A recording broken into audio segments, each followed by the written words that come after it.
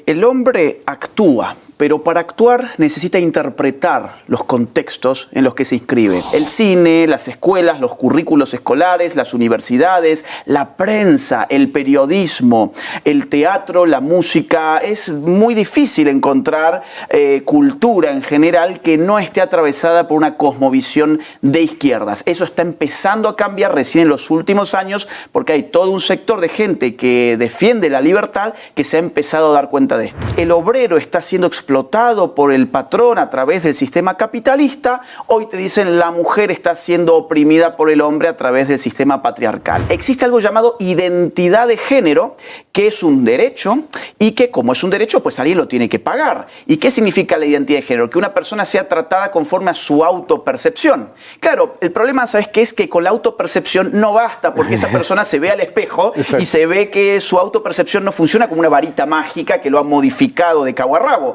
Esa persona va a necesitar cirugías plásticas, tratamientos hormonales de por vida, va a necesitar un cambio en los registros burocráticos del Estado, va a necesitar un cambio en la forma en que la sociedad se refiere a él, y todos esos servicios, por decirlo, y bienes y también servicios, se los va a brindar el Estado a costa de la propiedad y de la libertad de los demás. ¿Por qué de la propiedad? Bueno, porque las cirugías se pagan, las hormonas se pagan, y eso no sale de los que pagan impuestos.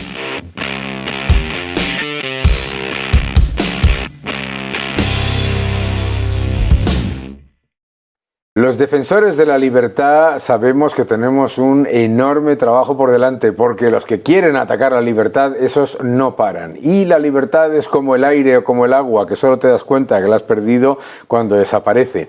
Para hablar de batalla cultural, de todo lo que tenemos que hacer precisamente para avanzar con la libertad, ¿quién mejor que mi buen amigo Agustín Laje, politólogo y además autor de un libro que va a salir ahora, ¿verdad?, en el año que viene, que se llama Globalismo y Ingeniería Social y Control Total en el siglo XXI. Increíble, increíble. Vamos a escuchar un poco. Agustín, a mí me gustaría que empezásemos a hablar un poco, primero para explicarle a la gente por qué es tan importante dar la batalla cultural. Bueno, antes que nada, gracias por el diálogo. Vamos a ver, el hombre actúa, pero para actuar necesita interpretar los contextos en los que se inscribe. Es decir, vos acá y yo aquí estamos interpretando porque sabemos cuál es el rol que tiene cada uno, interpretamos lo que tenemos que hacer. Para interpretar qué se debe hacer, la gente toma elementos de su entorno cultural, valores, principios, lenguajes, costumbres, hábitos, historias, mitos, ritos, etc. Claro, de esto se dio cuenta rápidamente las izquierdas en el siglo XX, sobre todo cuando empezaron a ver que en Occidente no llegaba tan fácilmente la revolución comunista como si llegaba en el Oriente, claro. Con lo cual empezaron a decir, hay una cultura que está frenando las ideas comunistas, tenemos que meternos en los engranajes de esa cultura para modificar esos elementos que funcionan como fuentes de interpretación de la acción del hombre. Sí. Entonces, si yo modifico los valores, las historias, los lenguajes, las costumbres, los símbolos, las tradiciones, pues entonces estoy modificando el clima cultural en el que vive el hombre y por lo tanto la acción del hombre. Claro. Es importante entonces dar esa batalla cultural porque llevamos muchas décadas de atraso. Claro. Desde hace muchas décadas las izquierdas que se dieron cuenta que por las armas en Occidente no tenían ninguna victoria, salvo el caso cubano que ha sido excepcional porque tuvo el apoyo de los Estados Unidos en su momento, Fidel Castro, cosa del que a veces no se habla de esto, pero poco, es así, pero no se dice, pero por eso triunfaron allí.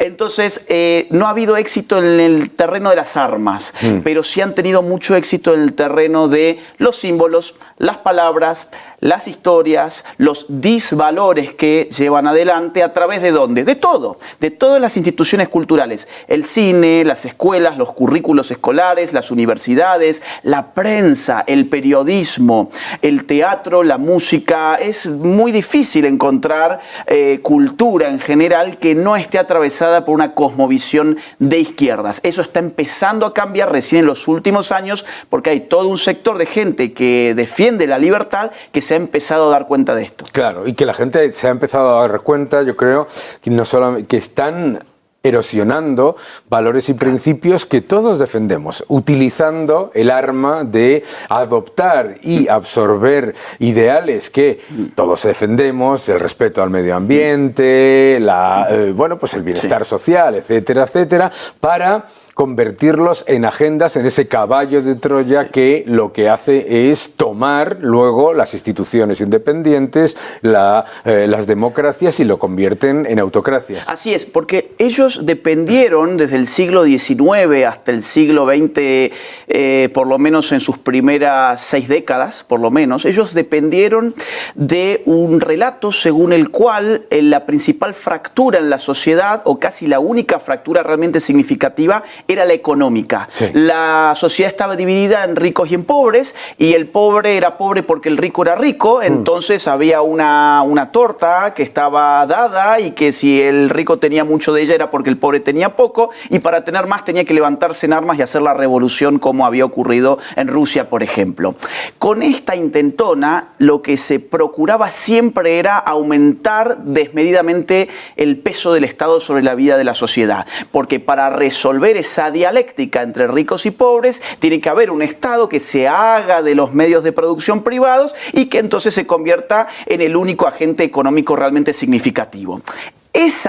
Ese cuento, ese relato, empieza a caer hacia la década del 60. Claro. Empieza a caer sobre todo en Europa, y en el resto del mundo ya cae después del muro de Berlín. Pero surgen como sustitutos, como premios consuelo de alguna forma, una serie de dialécticas que tienen la misma estructura de opresores y oprimidos, que demandan el agigantamiento del Estado de una manera no muy distinta que el cuento anterior. Claro. Entonces, allí donde antes te decían, el obrero está siendo explotado por el patrón a través del sistema capitalista, hoy te dicen la mujer está siendo oprimida por el hombre a través del sistema patriarcal. Eso. O por ejemplo, el homosexual está siendo oprimido por el heterosexual a través de la heteronormatividad. O por ejemplo, los animales están siendo oprimidos por el hombre a través del especismo. O por ejemplo, los afroamericanos, estoy hablando del caso de Estados Unidos puntualmente, están siendo oprimidos por los WASP, por los blancos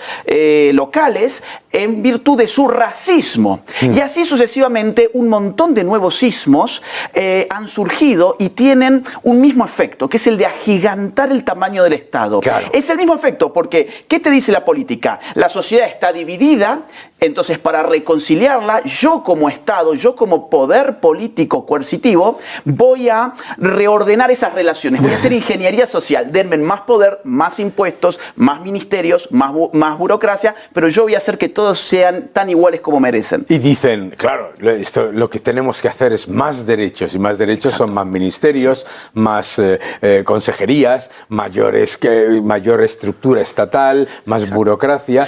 Eso es lo que llaman progresismo. Claro. Eso es progresismo, la idea de que la acumulación de derechos significa más libertades. Es totalmente mentira, porque hay alguien que tiene que pagar por los derechos. Claro. Vamos a poner un ejemplo.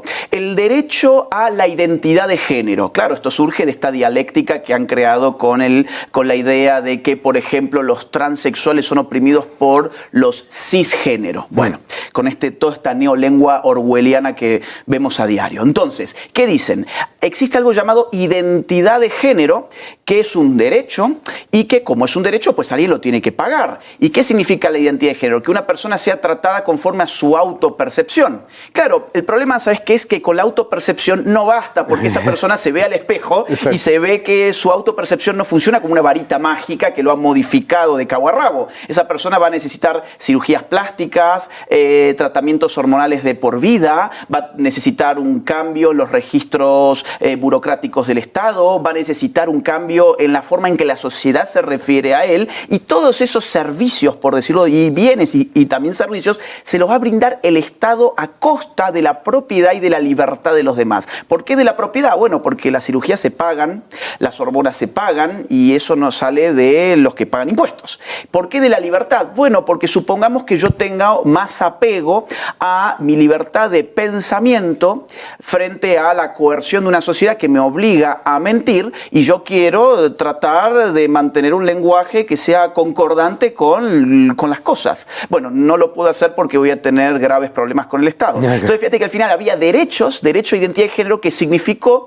atentar con derechos de propiedad y con derechos a la libertad individual. Y a mí me parece esencial en todo esto que ahí siempre ese caballo de Troya del que hablaba está imbuyendo el debate con un factor clave, que es el de constantemente erosionar los derechos de propiedad y constantemente erosionar la libertad económica. Te dicen, vas a tener libertad para todo, excepto la libertad económica. Exacto. Claro, y en el momento en el que pierdes la libertad económica, lo pierdes todo, pero no te puedes quejar. Exactamente, y algo también que es significativo es que todos estos derechos, si bien repercuten negativamente sobre la libertad económica, son derechos que se despliegan en materias culturales. Por lo tanto, a los más desfavorecidos económicamente ni siquiera les interesan. Exacto. No les interesan. Es más, ¿sabes qué, Daniel? Son ideas de lujos. Son ideologías de lujo. Es decir, son ideologías que utilizan generalmente clases acomodadas, que adoptan además todo un lenguaje muy intrincado, el cisgenerismo, la heteronorma, el heteropatriarcado, el neoliberalismo. Son todos, es una neolengua que ellos les permite distinguirse en sus círculos sociales. Claro, antes distinguirte en tus círculos sociales era mucho más fácil porque lo podías hacer con bienes de consumo. Claro. Hoy la realidad es que yo tengo el mismo celular que puede tener Bill Gates. Claro. Es decir, será un poco mejor, un poco peor, pero es el mismo. Claro, nadie se va a distinguir por esto. Es muy importante ese factor, porque te hablan constantemente de desigualdad y no es una desigualdad por falta de acceso. Pues una persona puede tener una chaqueta más cara o más barata, pero tiene una chaqueta. Es una gran diferencia. Exactamente. No es lo mismo no tener acceso a comida que tener acceso a una comida más cara o a unos alimentos más caros. Donde el libre mercado más ha avanzado es donde más se ha democratizado el ingreso al mundo del consumo. Cierto. Entonces, insisto, es decir, quizás esta camisa no es de la mejor marca que hay en el mundo de la moda, pero es una camisa que a menos que alguien le esté mirando cuál es la etiqueta, pues la verdad es que no te das mucha cuenta. Exacto. Entonces, ¿a qué voy con esto? Que estas personas generalmente son hijos de mamá y papá con dinero, que le pagan sus estudios en las universidades y que empiezan a adoptar esta idea de que su manera de distinguirse en sociedad es adoptando estas ideologías y estos lenguajes intrincados. Entonces no tienen nada que ver con la persona trabajadora, con la persona del pueblo, con el hombre de a pie, con el hombre común, no tiene absolutamente nada que ver, sino al revés, lo perjudica. Totalmente. Porque, por ejemplo, desparramando la ideología trans, es decir, el trans de la bueno, es un tipo cool. Ahora, el trans del barrio probablemente tenga que vender su cuerpo. Claro, es muy... Claro. Efectivamente. Es que yo creo que hay un tema que tú has dicho que me parece muy importante resaltar. La socialdemocracia, el socialismo, la izquierda, ha abandonado la defensa de los más desfavorecidos, del agricultor, del ganadero, del pequeño comerciante, etcétera, etcétera, para tomar la agenda de multibillonarios, de gente que como tiene todo, absolutamente todo ya completamente dado, se puede dar el lujo de tomar de generar esas divisiones y esos ataques, ¿no? Bueno, esto a veces huele a teoría de la conspiración, mucha gente lo acusa de eso, pero en realidad es toda información pública. Por ejemplo, vamos a hablar de casos bien conocidos para la gente. George Soros. George Soros es uno de los magnates más conocidos del mundo, que tiene una fundación llamada Open Society Foundations. En esta fundación se publican los reportes financieros todos los años, están disponibles para quien quiera entrar a verlos, y si uno contabiliza la cantidad de donaciones que ha hecho Soros a este tipo de causas progresistas y de izquierdas de las que estamos hablando, en los últimos 30 años supera los 30.000 millones de dólares. Y ahora, Bill Gates, por ejemplo, también. A mí me parece una cosa interesante esto por lo siguiente. Una de las críticas que yo siempre le hago al centro derecha, al liberalismo, etcétera, es que se queja mucho de digamos, de lo bien que se maneja la propaganda, de lo bien que se maneja la financiación de ciertas causas, etcétera, etcétera, en vez de decir, bueno, pues haga usted lo mismo. Sí. Haga usted lo mismo. O sea, a mí me parece que ha habido un error. No sé si lo ves tú igual. fatal, y ha habido un poco de fatal arrogancia por parte de los defensores de la libertad, de pensar que los datos, la evidencia y el hecho de que se acabó el muro de Berlín, pues ya no hacía falta hacer nada más, y que por lo tanto las cosas caen por su propio peso, pero no es cierto, ¿verdad? Totalmente. La derecha, por llamarlo de alguna forma, después podemos entrar en las disquisiciones, pero yo creo que la derecha se ocupó de las cuentas mientras la izquierda se ocupaba de los cuentos. Y al final del día la gente quiere cuentos, no cuentas. Esa es la realidad. Es decir, uno puede mostrar datos, números, índices, gráficos, y está muy bien porque hace falta. Es decir, eso tiene un valor muy importante, no vamos a tirarlo tampoco por la borda, pero es que si no tenés un relato potente detrás, de nada sirve. Voy a dar un ejemplo de un país de América, Chile. Chile, se hablaba constantemente del milagro chileno. Chile era un país donde todo el resto del continente miraba para tratar de imitar. Era un país que además había levantado de una pobreza tremenda gracias a políticas de libre mercado.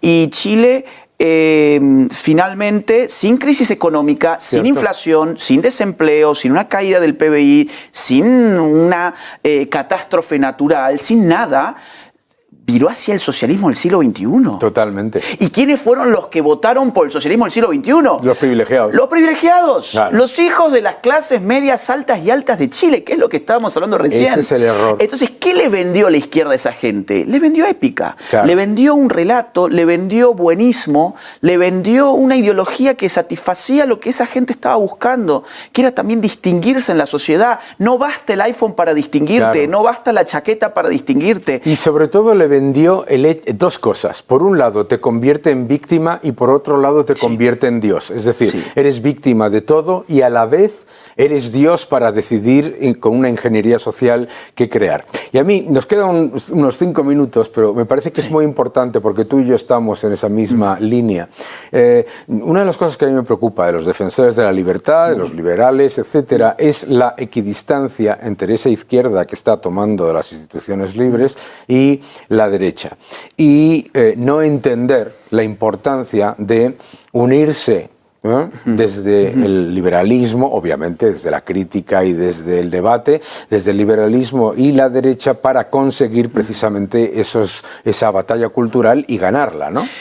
Vamos a ver, izquierda y derecha son términos que nacen con la Revolución Francesa, 1789, y desde entonces la realidad es que los utilizamos siempre para simplificar el complejísimo dominio de las ideologías políticas. Si yo salgo allí afuera y le pregunto a la gente, oiga, ¿usted sabe qué es el paleolibertarismo? ¿O qué son los libertarios, o los randianos, o los objetivistas, o los liberales clásicos? La mayoría de la gente no va a tener idea de qué le estoy hablando. Pero si yo le digo, a ver, ¿usted puede decirme cuál es el partido de derecha de España y cuál es el partido de izquierda de España? Me lo dice en un segundo. Claro. ¿Por qué? Porque es un atajo cognoscitivo para que el hombre común, que tiene también que votar y tiene que saber algo de política, pueda reducir la complejidad de las ideas políticas a dos polos. En ese sentido, derecha e izquierda son apellidos políticos. Cierto. Son apellidos de familias. Es decir, cada familia tiene distintos miembros. Esos miembros pueden estar más cercanos, más alejados, incluso hasta peleados, pero son miembros de una misma familia. En la derecha, que además esto va mutando históricamente, es decir, el liberalismo durante la Revolución Francesa era de izquierdas, por ejemplo, pero en la Guerra Fría ya era claramente hacia la derecha. Entonces, hoy yo diría, la derecha está conformada a grandes rasgos por 3 miembros de familia. Están allí los liberales libertarios, están allí los conservadores y están allí los soberanistas. También se les puede llamar de otra forma que me gusta menos, nacionalistas, pero eso aquí tiene otra connotación, entonces vamos a hablar mejor de soberanistas. Esos 3 actores tienen sus diferencias, por supuesto que las tienen, no son lo mismo, pero es un tronco y tienen sobre todo enemigos en común muy claros. Lo más curioso de todo es que necesitas a los 3. ¿Por qué? Porque las 3 grandes amenazas, si vos ves la imagen de la izquierda hoy, vos ahí tenés hoy al socialismo del siglo XXI, que es el que gobierna también España, tenés a los globalistas, Sí. esto que estábamos hablando de George Soros, la ONU, la Agenda 2030, los globalistas. Y en tercer lugar tenés las agendas woke. Son toda esta multiplicación de los conflictos para agigantar el Estado. Entonces, si vos volvés hacia la derecha y mirás, mirá qué interesante, los libertarios son los que mejores se oponen a los socialistas porque en economía los destruyen. Sí. Mirá qué interesante, los soberanistas son los que levantan los estandartes de la patria contra la invasión de las agendas globalistas. Y mirá qué interesante, los conservadores son los que más están combatiendo las agendas woke. Vamos, chicos, hagamos una alianza, sabemos que no somos lo mismo, pero la política es el arte de acercar a los similares, no a los idénticos. Eso es secta. Es decir, si querés estar con tus idénticos, anda a una secta. En política tenemos que ser similares, pero no necesariamente idénticos. Completamente. Agustín, me parece que esto es absolutamente clave porque eso lo ha entendido perfectamente la izquierda. Sí. Ha unido al neomarxismo, a la socialdemocracia y hasta a los independentismos, etcétera, en una agenda común que es contra Occidente y contra los valores de la propiedad y de la defensa de la familia y de los valores occidentales. Qué gusto hablar contigo, mil gracias por venir, sabes que estás en tu casa, ya sabes que cuando quieras puedes venir, quiero que vengas además a presentar tu libro. Pero claro, mirá, cuento algo antes de irnos. Adelante. La primera vez que te conocí fue en una librería de México en el año 2011, vi un libro tuyo, no conocía tu nombre, pero vi el título y empecé a hojearlo, me lo llevé a mi casa, así que soy lector tuyo desde el 2011. Yo tuyo. Muchas gracias, Daniel. Un gusto, Agustín. Mil gracias por estar con nosotros, bienvenido a tu casa y a todos vosotros, ya sabéis, seguid defendiendo la libertad y recordad que la libertad se defiende con todos los que están a favor de la propiedad, la familia, las libertades civiles y las instituciones independientes. Muchísimas gracias y seguid defendiendo la libertad. No quiero que cierres este video sin antes contarte que mi más reciente libro, titulado Generación Idiota, ya se encuentra disponible en las más importantes librerías de toda América y de España también. Además, podés encontrarlo a través de Amazon en el link que te dejo en la descripción de este video. Mi trabajo se financia única y exclusivamente a partir de las donaciones libres y voluntarias de aquellos que valoran mi trabajo. Si quisieras colaborar económicamente conmigo, te invito a hacerlo uniéndote en mi comunidad de Patreon, siguiendo el link que se encuentra en la descripción de este video, o bien uniéndote a la comunidad de YouTube haciendo clic en el botón Unirse. Si no pudieras colaborar económicamente, no te preocupes, hay muchas otras formas de ayudar. Por ejemplo, difundiendo este video, poniéndole like, dejando tu comentario, suscribiéndote a este canal y activando la campanita.